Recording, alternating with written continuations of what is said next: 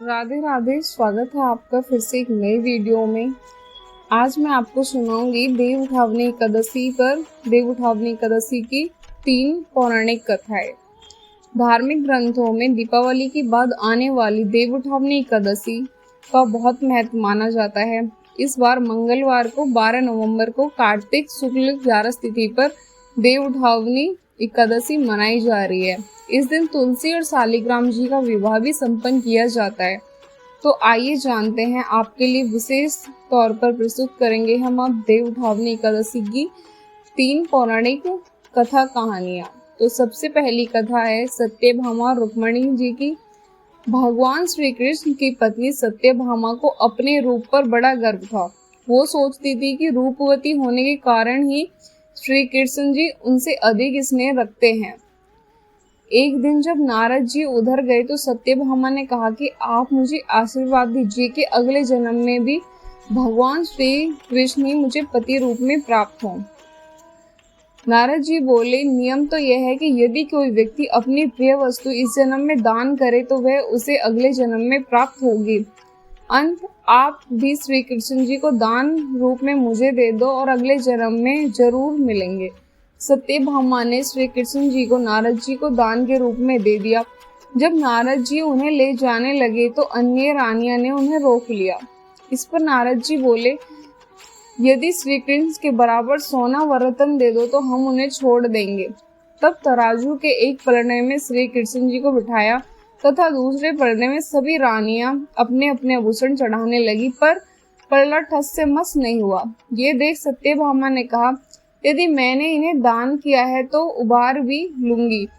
ये कहकर उन्होंने अपने सारे आभूषण चढ़ा दिए, पर पलड़ा नहीं हिला। वो बड़ी लज्जित हुई। जब सारा समाचार रुक्मिणी जी ने सुना तो वह तुलसी पूजन करके उसकी पत्ती ले आई। उसी पत्ती को पलड़े पर रखती ही तुला का वजन बराबर हो गया। नारद तुलसी दल लेकर स्वर्ग को चले गए। रुक्मिणी श्री कृष्ण की पटरानी थी। तुलसी के वरदान के कारण ही वे अपने अन्य रानियों के सौभाग्य की रक्षा कर सकी। तब से तुलसी को यह पूज्य पद प्राप्त हो गया कि श्री कृष्ण उन्हें सदा अपने मस्तक पर धारण करते हैं।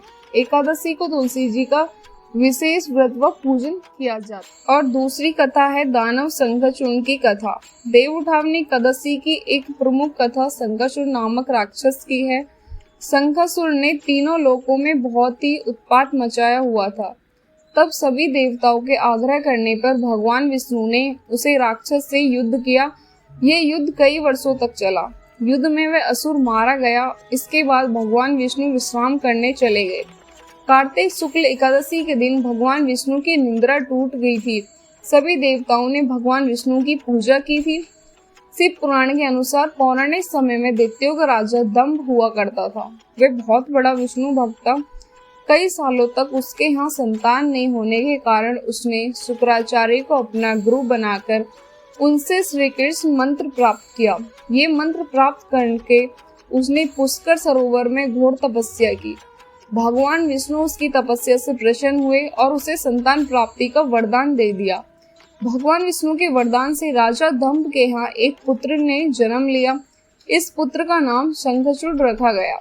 बड़ा होकर शंखचूड़ ने ब्रह्मा जी को प्रसन्न करने के लिए पुष्कर में घोर तपस्या की। उसकी तपस्या से प्रसन्न होकर ब्रह्मा जी ने उसे वरदान मांगने को कहा। तब शंखचूड़ ने वरदान मांगा कि वह हमेशा अजर अमर रहे और कोई भी देवता उसे नहीं मार पाए। ब्रह्मा जी ने उसे ये वरदान दे दिया और कहा कि बद्रीवन जाकर धर्मध्वज की पुत्री तुलसी जो तपस्या कर रही हैं उससे विवाह कर ले। शंखचूड़ ने वैसा ही किया और तुलसी के साथ विवाह के बाद सुखपूर्वक रहने लगा। उसने अपने बल से देवताओं, असुरों, दानवों, राक्षसों, गंधर्व, नागों, किन्नरों, मनुष्य तथा त्रिलोकी के सभी प्राणियों पर विजय प्राप्त कर ली। वह भगवान श्री कृष्ण का परम भक्त था। शंखचूड़ के अत्याचारों से सभी देवता परेशान होकर ब्रह्मा जी के पास गए और ब्रह्मा जी से उन्हें भगवान विष्णु के पास ले जाने को कहा। भगवान विष्णु ने कहा कि शंखचूड़ की मूर्ति भगवान शिव के त्रिशूल से ही होगी। अंत आप उनके पास जाएं। भगवान शिव ने त्रिरथ नामक गण को अपना दूत बनाकर शंखचूड़ के पास भेज दिया। तीररथ ने संघचूड़ को समझाया कि वे देवताओं को उनका राज्य लौटा दे, परंतु संघचूड़ ने मना कर दिया और कहा कि वे महेश्वर से युद्ध करना चाहते हैं। भगवान शिव को जब ये बात पता चली तो वे युद्ध के लिए अपनी सेना लेकर निकल गए। इस तरह देवता और दानवों में घमासान युद्ध हुआ, परंतु ब्रह्मा जी के वरदान के कारण शंखचूड़ को देवता नहीं हरा पाए। भगवान शिव ने शंखचूड़ का वध करने के लिए वैसे ही अपना त्रिशूल उठाया। तभी आकाशवाणी हुई कि जब तक शंखचूड़ के हाथ में श्री हरि का कवच है और उसकी पत्नी का सतीत अखंडित है, तब तक इसका वध असंभव है। आकाशवाणी सुनकर भगवान विष्णु वृद्धा ब्राह्मण का रूप धारण कर शंखचूड़ के पास गए और उनसे श्रीहरि कवच दान में मांग लिया। शंखचूड़ ने वह कवच बिना किसी संकोच के दान कर दिया। इसके बाद भगवान विष्णु शंखचूड़ का रूप बनाकर तुलसी के पास गए। शंखचूड़ रूप भगवान विष्णु ने तुलसी के महल के द्वार पर जाकर अपनी विजय होने की सूचना दी।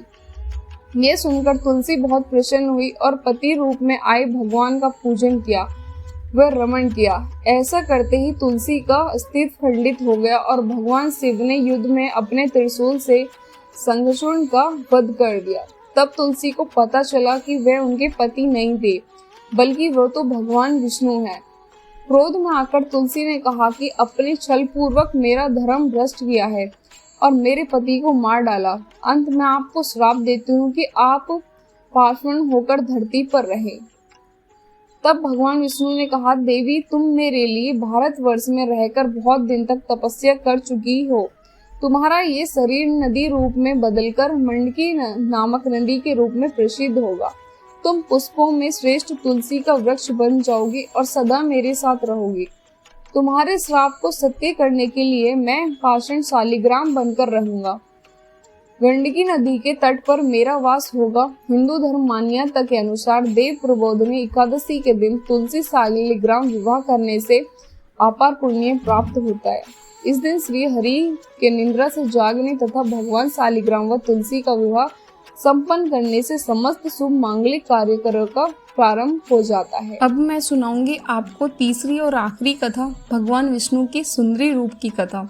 एक राजा था, उसके राज्य में प्रजा सुखी थी। एकादशी को कोई भी अन्न नहीं बेचता था, सभी फलाहार करते थे। एक बार भगवान ने राजा की परीक्षा लेनी चाही। भगवान ने एक सुंदरी का रूप धारण किया तथा सड़क पर बैठ गए। तभी राजा उधर से निकला और सुंदरी को देख चकित रह गया। उसने पूछा, हे सुंदरी, तुम कौन हो और इस तरह यहाँ क्यों बैठी हो? तब सुंदरी स्त्री बने भगवान बोले, मैं निरक्षिता हूँ, नगर में मेरा कोई जान पहचान वाला नहीं है, किससे सहायता मांगू?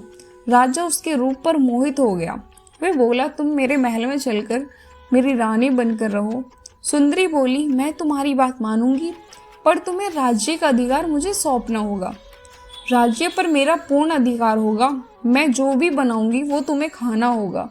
राजा उसके रूप पर मोहित था। अंत उसने उसकी सभी शर्त स्वीकार कर ली। अगले दिन एकादशी थी।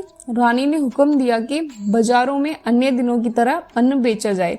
उसने घर में मांस, मछली आदि पकवाए तथा परोसकर राजा के खाने के लिए कहा। यह देखकर राजा बोला, रानी आज एकादशी है, मैं तो केवल फलाहारी करूंगा।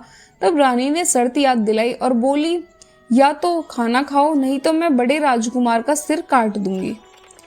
राजा ने अपनी स्थिति बड़ी रानी से कही तो बड़ी रानी बोली, महाराज धर्म ना छोड़ो, बड़े राजकुमार का सिर दे दो। पुत्र तो फिर मिल जाएगा पर धर्म नहीं मिलेगा। इस दौरान बड़ा राजकुमार खेलकर आ गया। माँ की आंखों में आंसू देखकर वह रोने का कारण पूछने लगी तो माँ ने उसे सारी वस्तु स्थिति बता दी। तब वह बोला, मैं सिर देने के लिए तैयार हूँ, पिताजी के धर्म की रक्षा होगी। जरूर होगी। राजा दुखी मन से राजकुमार का सिर देने के लिए तैयार हुआ तो रानी के रूप से भगवान विष्णु ने प्रकट होकर असली बात बताई। राजन, तुम इस कठिन परीक्षा में पास हुए। भगवान ने प्रसन्न मन से राजा से वर मांगने को कहा तो राजा बोला, आपका दिया सब कुछ है, हमारा उद्धार करें। उसी समय वहां एक विमान उतरा। राजा ने अपने राज्य पुत्र को सौंप दिया और विमान में बैठकर परम धाम को चले गए। तो ये थी देवउठावनी एकादशी की 3 कथाएं मैंने आपको सुनाई हैं। अगर आपको ये कथाएं अच्छी लगी हैं और मेरी वीडियो अच्छी लगी है तो प्लीज़ मेरी वीडियो को लाइक ज़रूर करना और साथ ही चैनल को भी सब्सक्राइब कर लेना। धन्यवाद।